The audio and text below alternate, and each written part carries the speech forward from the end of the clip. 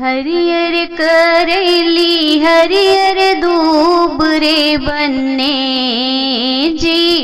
हरियर करेली हरियर दूब रे बन्ने। अरे माई हरियर कवाना दुल्हे खूब रे बन्ने। अरे माई हरियर कवाना दुल्हे खूब रे बन्ने। हेलो दोस्तों, नमस्ते। मैं उज्ज्वला तिवारी देहाती लोकगीत चैनल पर आप सभी का स्वागत करती हूँ। आज मैं आप सभी के बीच में बहुत ही प्यारा बन्ना बन्नी गीत लेकर आई हूँ। सुनिएगा दोस्तों, बहुत ही प्यारा गीत है, फुल वॉच करके सुनिएगा। पसंद आए तो लाइक शेयर सब्सक्राइब करिएगा, चैनल को प्यारा प्यारा कमेंट करिएगा। हरियर करेली हरियर दूब रे बन्ने जी। हरियर करेली हरियर दूब रे बन्ने। अरे माई हरियर कवाना दुल्हे खूब रे बन्ने। अरे माई हरियर कवाना दुल्हे खूब रे बन्ने। हरियर करेली हरियर दूब रे बन्ने जी। हरियर करेली हरियर दूब रे बन्ने। अरे माई हरियर कवाना दुल्हे खूब रे बन्ने। अरे माई हरियर कवाना दुल्हे खूब रे बन्ने। पापा साजले रन बरियात रे बन्ने जी। पापा साजले रन बरियात रे बन्ने। अरे माई मामी साजली ढोली पान रे बन्ने। अरे माई मामी साजली ढोली पान रे बन्ने। हरियर करेली हरियर दूब रे बन्ने जी। हरियर करेली हरियर दूब रे बन्ने। अरे माई हरियर कवाना दुल्हे खूब रे बन्ने। अरे माई हरियर कवाना दुल्हे खूब रे बन्ने। चाचा साजले रन बरियात रे बन्ने जी। चाचा साजले रन बरियात रे बन्ने।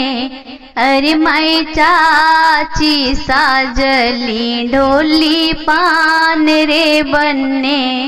अरे माई चाची साजली ढोली पान रे बन्ने।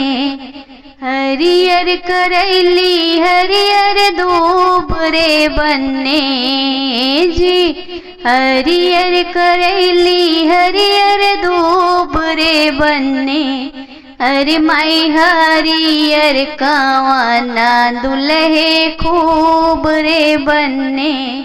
अरे माई हरियर कवाना दुल्हे खूब रे बन्ने।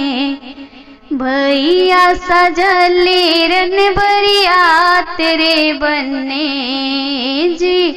भैया सजले रन बरियात रे बन्ने। अरे माई भाभी साजली होत भिनुसार रे बन्ने।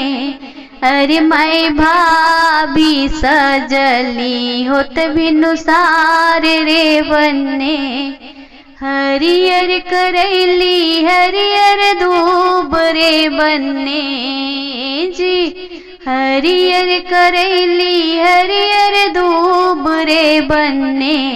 अरे माई हरियर कवाना दुल्हे खूब रे बन्ने। अरे माई हरियर कवाना दुल्हे खूब रे बन्ने।